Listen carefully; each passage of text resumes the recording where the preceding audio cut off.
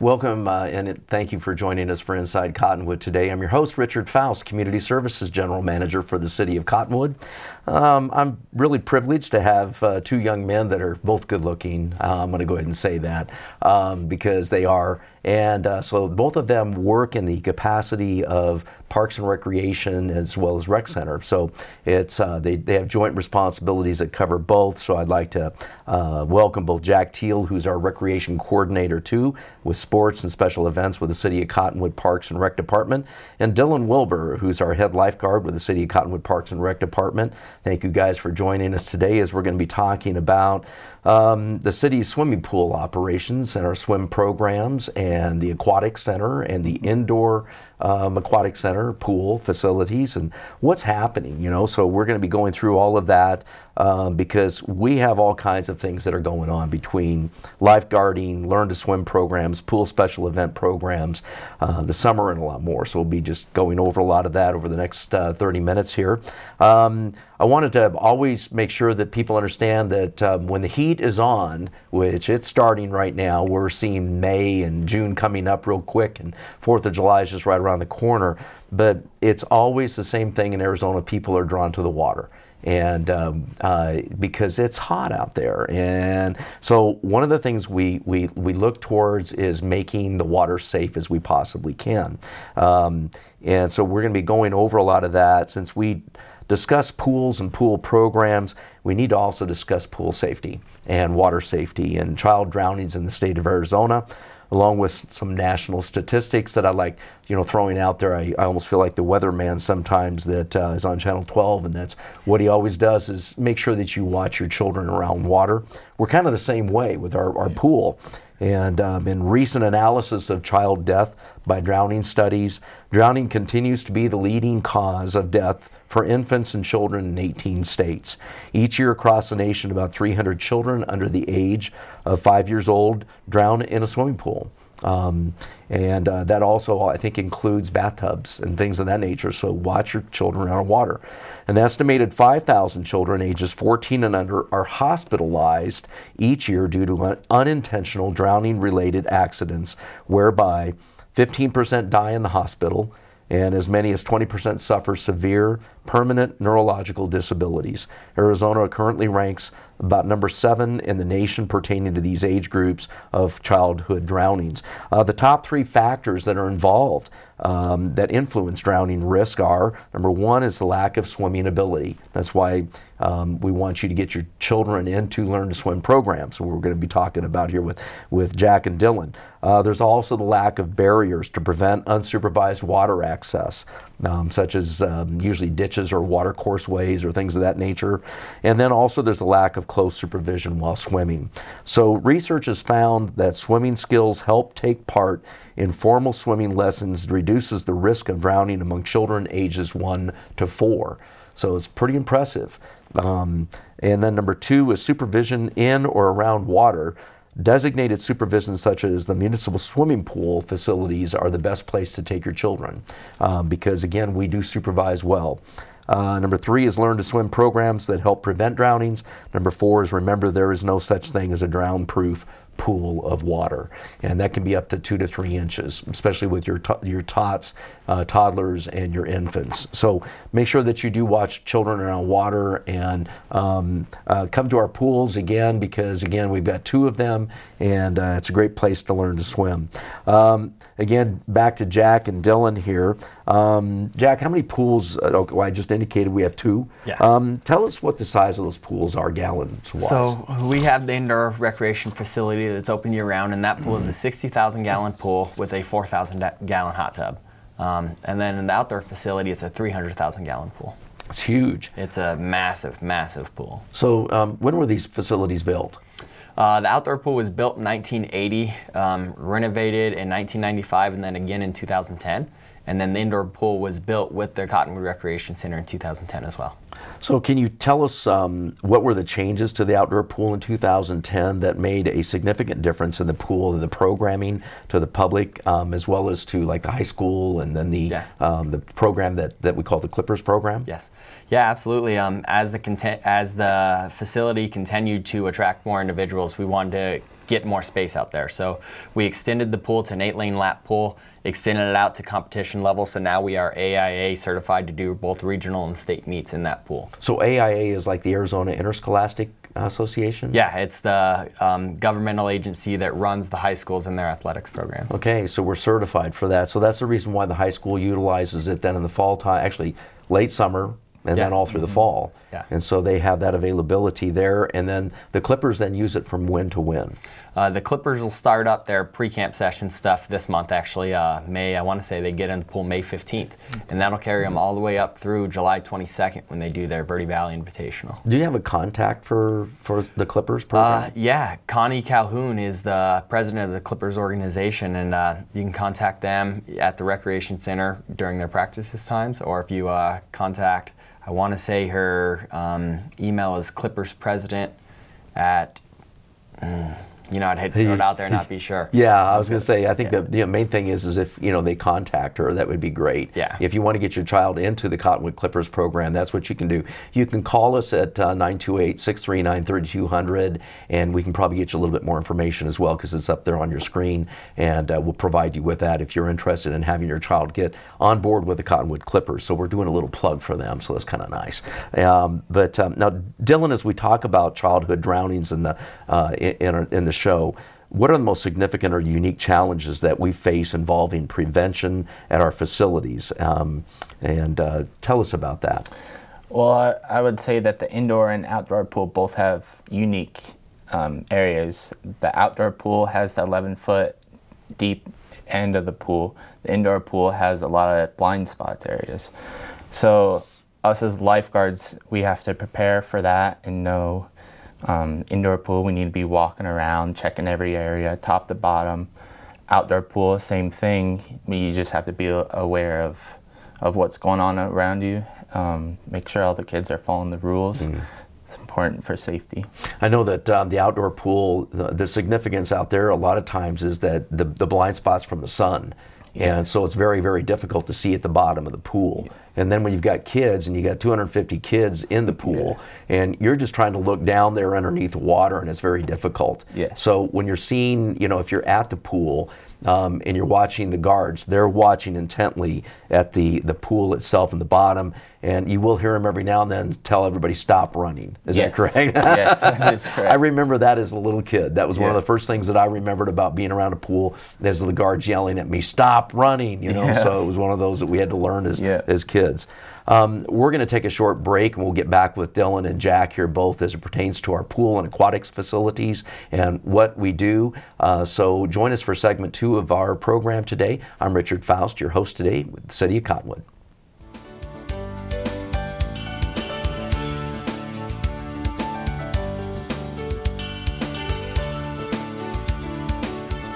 Hello, Mr. Hopkins. This is Sue from Disaster Relief. We're calling neighbors statewide to get help for storm victims. Children, lost parents, homes. You can. Oh, thank you. But could you send the money now? The need is urgent.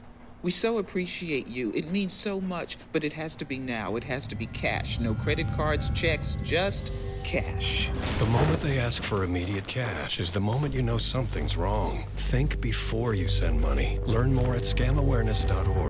Green hat. Red hat. Oops.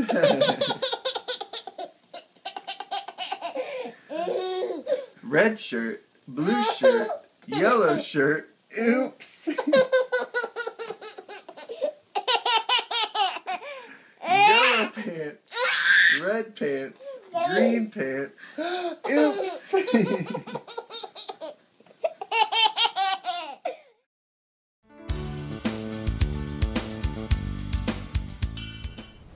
Welcome back to Inside Cottonwood. I'm your host, Richard Faust, Community Services General Manager for the City of Cottonwood. And again, we've got Jack Teal and Dylan Wilbur here from our Parks and Recreation Department and Rec Center facilities. And we're talking about aquatics, our pool facilities, responsibilities that we're involved with, as well as what does it entail with all of our programs, as well as what does it entail to run a pool. So I want to go right back to you, Dylan. So how many staff are required to operate each facility? According to Red Cross, we have to have 1 lifeguard to every 25 people. Wow. On the indoor pool, we go a little farther, and we take that 1 to every 15 people, since we have all those blind spots. So that is an Arizona state requirement then? Yes. And so now, do we have to be certified then? Is that something the guards have to be? Yes. And what does that process involve? We have a lifeguard certification class. Usually we do it 2 weekends, both Saturday and Sunday, 8 to 5. We go over safety, first aid, CPR, AEDs, anything like that. And don't we also, like every other Sunday, you guys also have kind of training as Yes. well? So you have kind of onboarding with them on a consistent Yes. basis. Yeah. So you have to understand that guards are kind of in a constant state of training. Always. And so it's always one of those things that we do. And now, Jack, is there a state requirement for sanitizing of the water? Yeah, there's a lot of different health regulations that we have to abide by as it pertains to your parts per million for your chlorine and your pH and things like that. So we're always checking those hourly between our lifeguard staff, and then on the back end, the maintenance will check it as well. So you've got that checks and balances there. We're constantly monitoring it, constantly playing with it, and making sure we're providing a healthy base of water. So, I think that as we talk about both facilities and the requirements to turn the water over every 12 hours, it's required by state law. That's 300,000 gallons plus in a 12-hour period in the outdoor pool that you're actually trying to make this flow back. So you're trying to exchange this level constantly. That's a lot of power. So Yeah. we've got massive pumps out there, and when you walk up, you hear those things running. That's exactly what it is. We're moving water, and we're moving chlorine in and things of that nature. So that's an incredible amount of pump operations as well as operational cost that the city gets involved with, because pools take a lot to operate as it pertains to dollars. So there's a lot going on behind the scenes that the public just doesn't see. And so tell us, what are some of the maintenance circumstances that come up behind the scenes that the public's unaware of? Well, as you mentioned, we've got those big pumps back there that move a large volume of water very quickly, and they move them through big high-rate sand filters.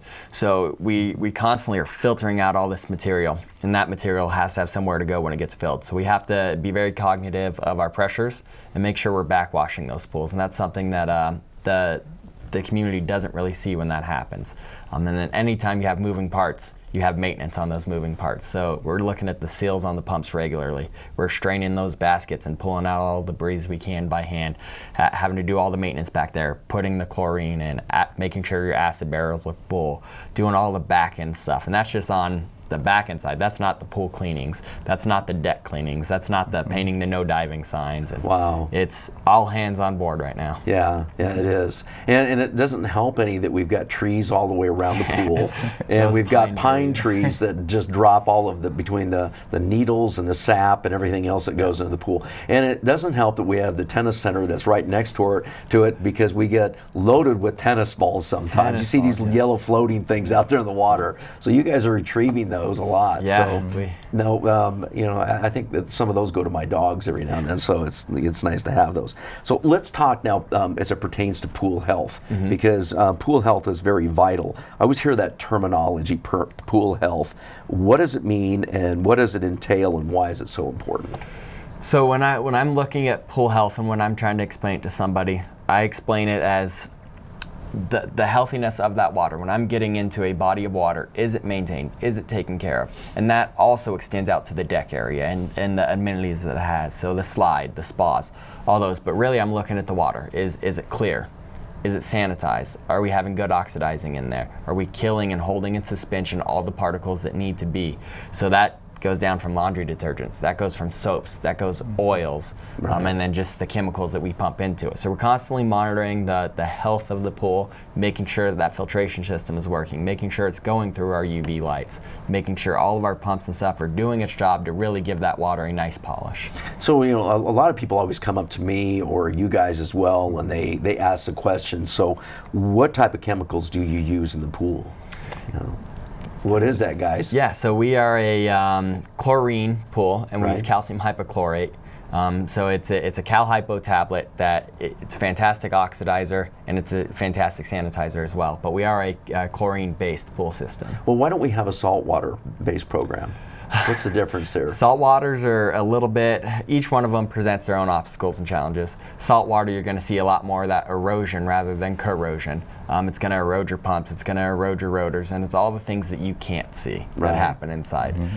So we chose to go with the chlorine so we can monitor it and we can take care of that corrosion as things are happening. Corrosion leaves better signs, and it doesn't erode the stuff that you can't see. There you go. That's a good explanation, Jack. I appreciate that. And we used to use chlorine gas, and we don't anymore. So we don't utilize any type of gas in the pools because people have always been very concerned about that and cautious. And we were very cautious about that. So we've gotten away from it. So again, like you said, the hypochlorite pucks. Now, in the circumstances when we get more sunlight, now does that cause a problem with bleeding off of a lot of the hypochlorite and the the chlorine there? It absolutely does. Not so much in the indoor pool because it's a covered facility, but we still do have UV sensors in there that act the same. So what we have to do, and this is greater in the outdoor pool, we have to add another chemical, a reagent, to help act as a candy coating. So I explain it to people as an M&M.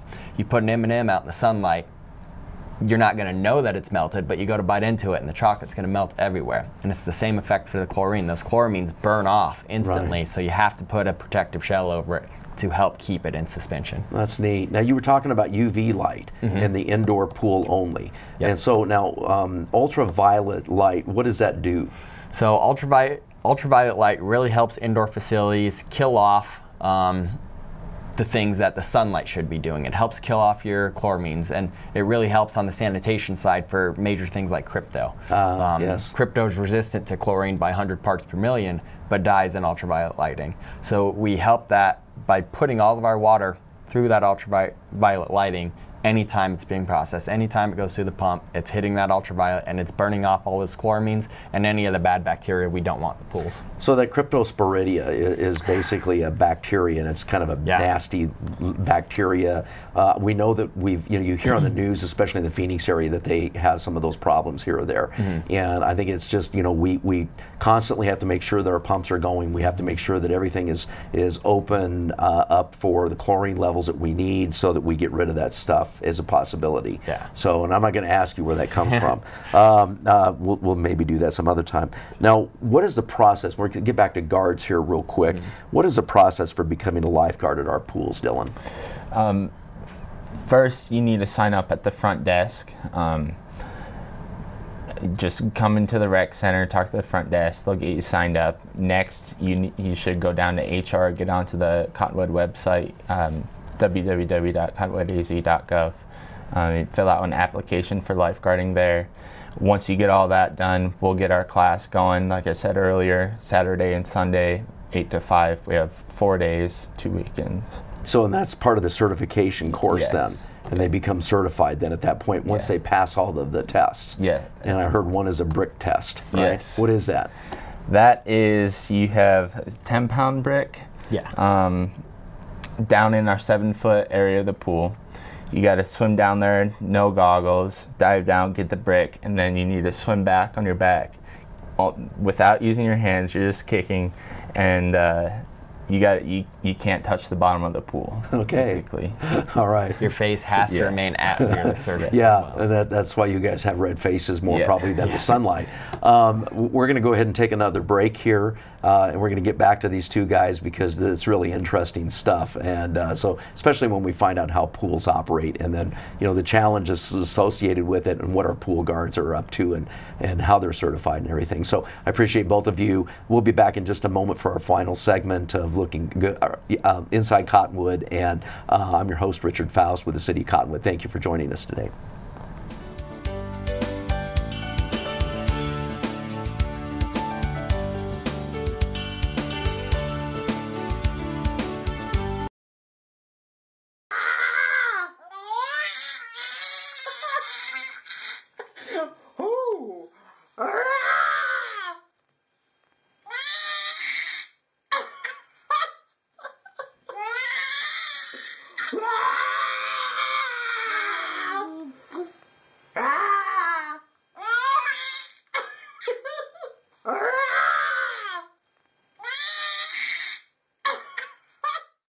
Miss Lee, this is Agent Williams from the tax office.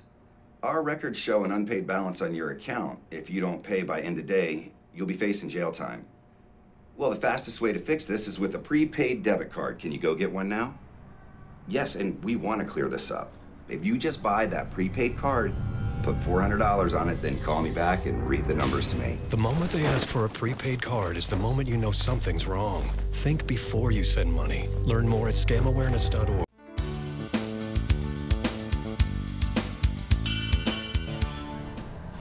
Welcome back to Inside Cottonwood, and I'm your host, Richard Faust, Community Services General Manager for the City of Cottonwood. Again, we've got Jack and Dylan here talking about aquatics and all the pool operations and water and chemicals and the treatment of the pool and the water and everything else. We're going to talk a little bit now as it pertains to the hours of operation, especially as we're starting to move that direction here pretty quick. When is the pool open, guys? Indoor pool is open 7 a.m. to 8 p.m. Monday through Friday. Okay. Saturday we're open 8 a.m. to 5 p.m. And Sunday we're open 1 p.m. to 4 p.m. The outdoor pool Monday through Friday will be open from 11 a.m. to 6 p.m. And then on Saturday 11 a.m. to 6 p.m. Okay. Sunday I believe 11 to 5 11 to for 5, the outdoor sorry. pool, and that's alternating Sundays. Every other Yes. Sunday we close for maintenance. Right. And like you were talking about earlier, Guards. the in-service trainings for the Right. lifeguards. And so, when does the outdoor pool open this year? on Memorial Day. Memorial Day weekend, Memorial right? Day Or is it weekend, Memorial Day or Memorial Day weekend? Memorial Day. That weekend. Oh, it is the Memorial weekend. weekend, Yes. the Saturday before. Got Memorial it. Day. Okay, okay. So, and I'm not sure of that date, so don't challenge me on that one, right? Because I have want to no say clue. it's May 28th. Yeah, Saturday, I May think it 28th. might be. So it is that Saturday right before Memorial Day. So, so if you want to, actually come on down in that context of things, you can find that out. Leisure Times Leisure Times brochures are out. Also, our Cottonwood Aquatics Guide, which we have also for the rec center, is out. So you can get all of this information at the recreation center. All of the water safety instructor information, classes, all of that is there. So how do I sign my child up for swim lessons? First, you come on down to the Cottonwood Recreation Center. We have little sheets that you fill out. It's going to have the child's name, what level they're in, if they've done it before, things like that. Submit that to the front desk. It's $35 per child per lesson. Any additional children in that same session will receive a $5 discount for $30. Okay. Yes, you come on down, talk with the ladies at the front desk. They're fantastic, and they'll get you all set up. So how do you know what level to sign my child up for? Yeah, so when you're signing the child up, there's different levels. Level 1, 2, 3, or 4 is what we offer. And each one of those will give you a description of the skills that the child is going to need, that the ones we're going to test competency on.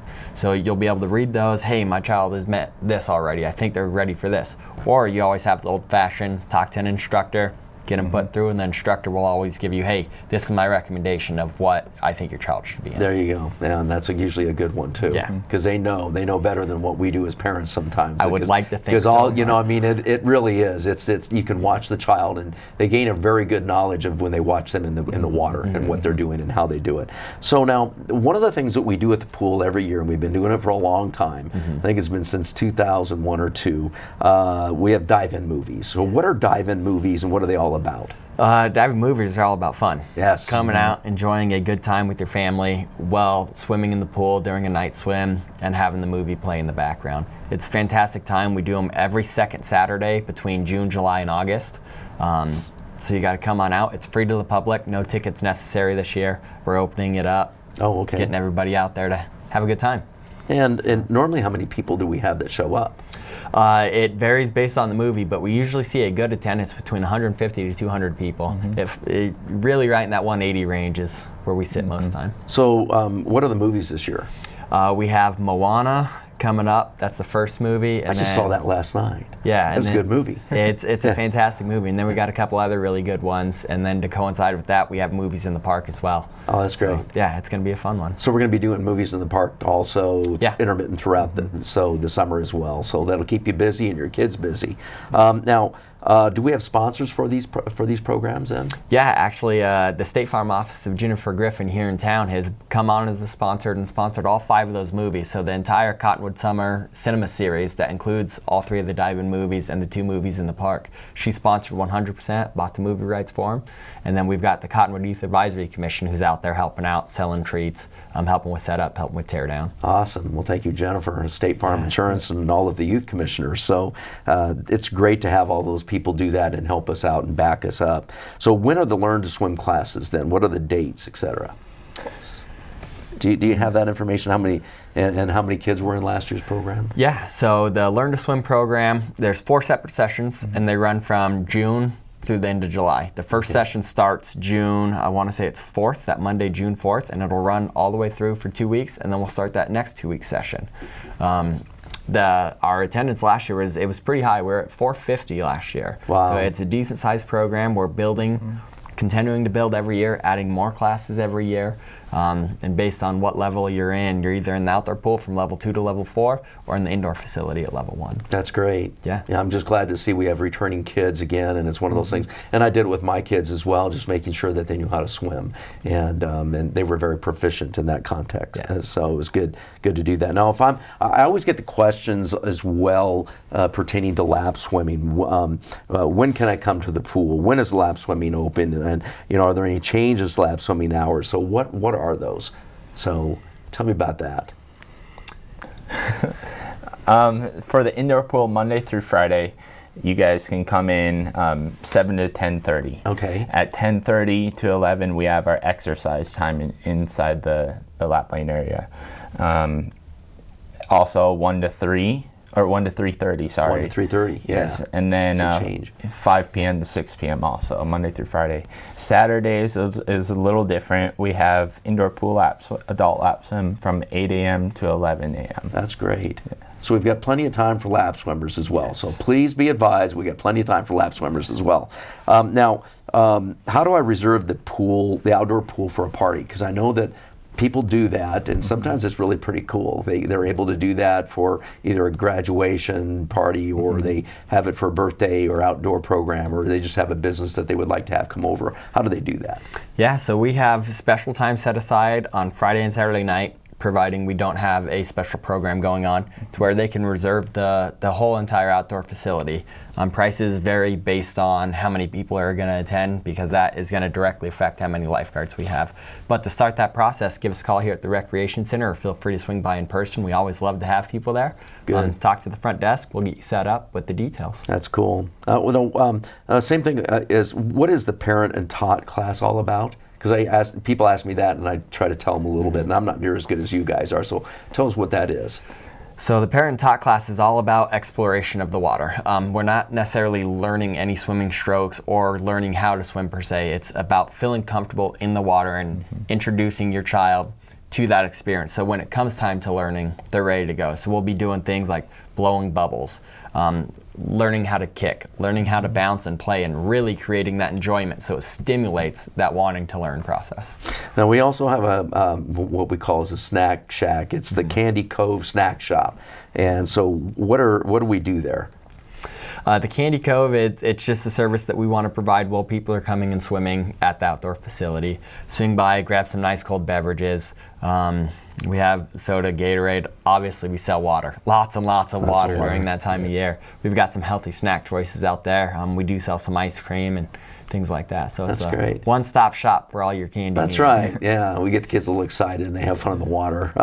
One last question here before we close for the day.